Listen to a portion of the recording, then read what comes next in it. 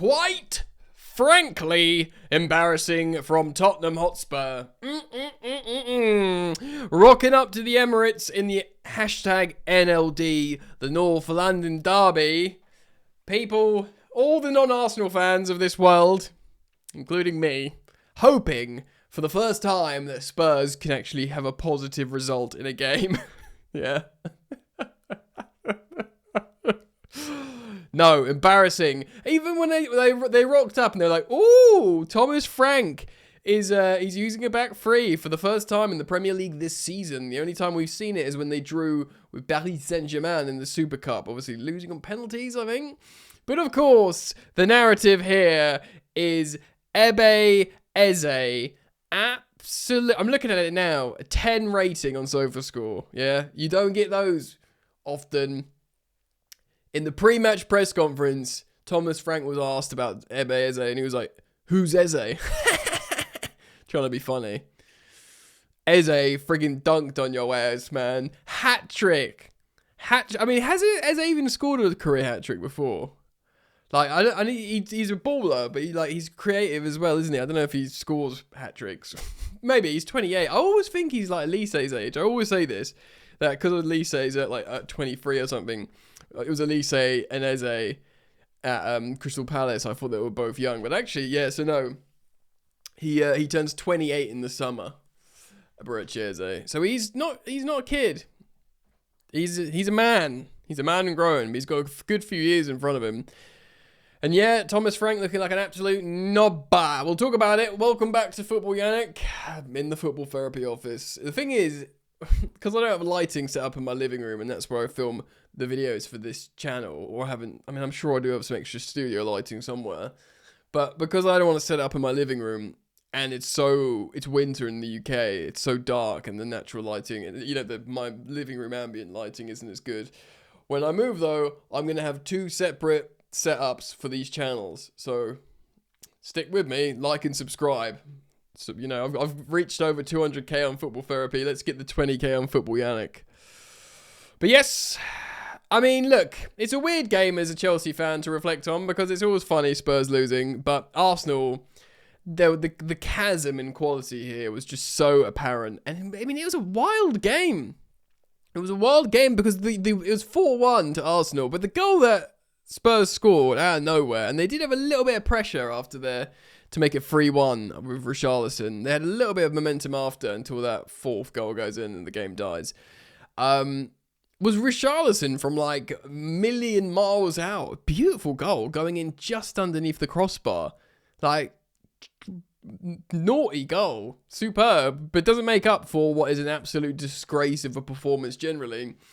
A little bit of some statistics for you here. Okay, so in the whole game, guys, in the whole entirety of the match, the 95th 5 minutes, whatever they played, Tottenham generated, and make sure you're listening carefully here, 0.07 expected goals. And that was probably all Richarlison shot, or maybe even less. Maybe Richarlison's XG for the goal he scored was 0.02 or something.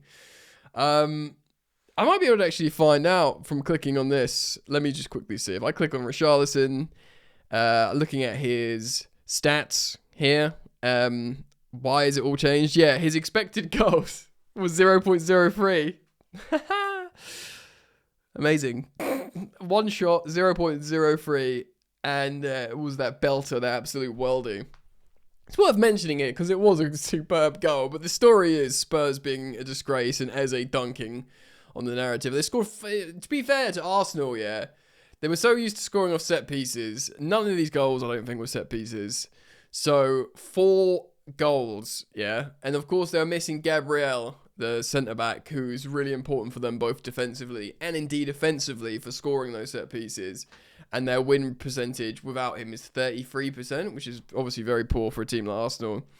But fortunately, Tottenham rocked up with their back three system and offered absolutely nothing. And Arsenal scored 4 goals from 1.88 XG. And I must say, like, they created 3 big chances, scored 3 goals. 17 shots to Tottenham's 3. Tottenham just turned up and was wet. I'd be really interested to see what Tottenham fans are feeling about Frank at the moment. Because, what's the table saying? Let's have a look. Where are they? They're ninth. They are 2 points off the top 5, which is Champions League qualification. So they're level on points with United, but United have got a game in hand playing Everton. It's not great. It's such a weird league table. Have a look at the league table. I mean, the grossest thing is Arsenal being 6 points clear. But, of course, they play Chelsea next. So, if Chelsea win, it will be 3 points again.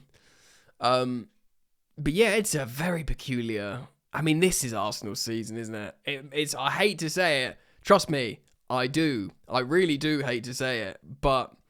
it just feels like they've got a clear run at it. Man City just aren't as good as they used to be anywhere near. They're way over relying on Haaland. Chelsea are good, but they're not title contenders good. And I say that as a Chelsea fan. I hope I'm wrong.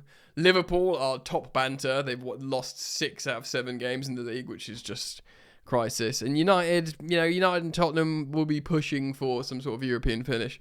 And that's kind of it. Like, we're looking at the other, above Tottenham and Man United, you've got Bournemouth, Sunderland, Brighton, Crystal Palace, and Villa before you get to City, Chelsea, and Arsenal. I just see Arsenal. I mean, I'm so annoyed as, I say neutral. I'm not neutral. I wanted Arsenal to lose to spice things up, but, I've got no problem as a Chelsea fan watching Tottenham lose. But, it just didn't, there was no test. You think, right...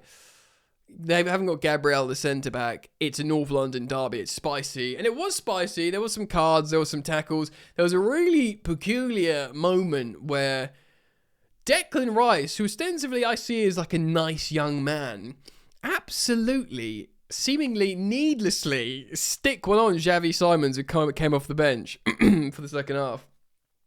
And he's running through and he just hacks a leg at him and just stays down at him.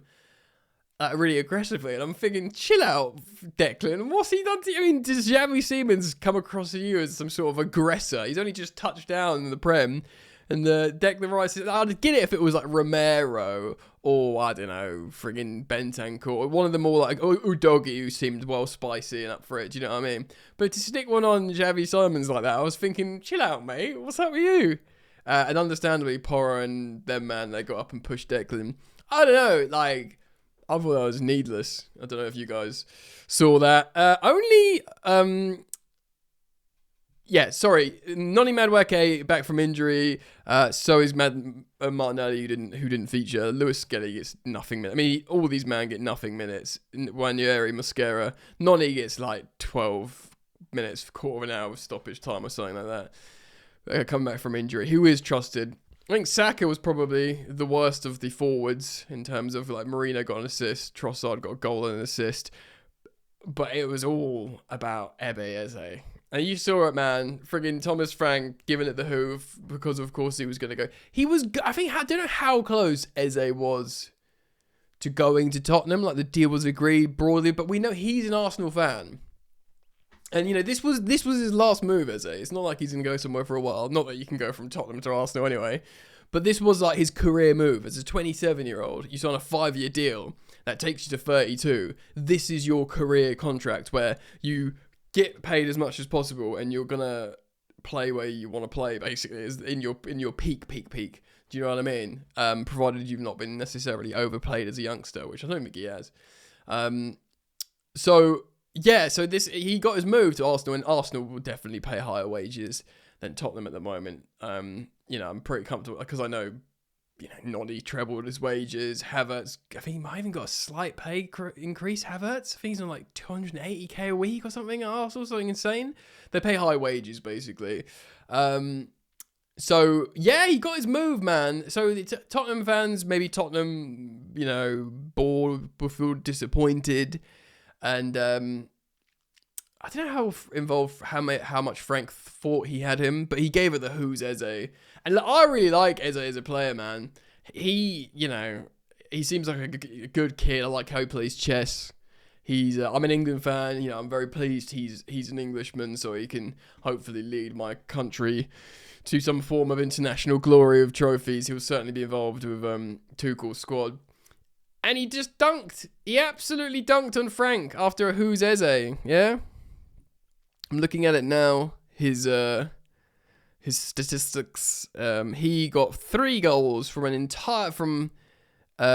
expected goals of 0.59. 4 shots on target. And I tell you what, he should have had a 4th. I think he might have forced a great save from Vicario. And yeah, man, absolutely. I mean, it just was drenched in narrative when you're entering. And so the story is Eze, getting his hat trick after the words from Frank, but it's also Arsenal continuing to be good, not missing, Saliba. No, it's not Saliba, Gabriel. And Tottenham just being really wet. And the thing is with Tottenham, people were saying, well, they're good away from home. They're awful at home. And, they've gone away from home. They've changed the formation. And, there's no Gabriel. We all thought there was going to be something there. But to rock up to the Emirates and serve up 0.007 XG in total it's pretty disgraceful, really. The North London derby, at least it wasn't boring. It was kind of boring in a way because it was only ever going to be one winner, which makes it boring. There felt like there was no stakes or jeopardy in it. There was like flashpoints, and the Eze thing was funny, and the goal from Richarlison. But in terms of a contest and the points, it was always safe with Arsenal, which that made it boring for me. I'm sure the Gooners who watched this had a lovely time. Still, plenty of time for Arsenal to screw it up. Let me know what you think. Please do consider supporting the content for liking and subscribing. Again, you guys everyone watching this probably watches Football Therapy, but reached over 200,000 subs yesterday, so I'm very grateful for that. Thank you. And I would, over time, like to slowly develop the following on here. So thank you for your continued support. Enjoy the football. See you soon. Bye.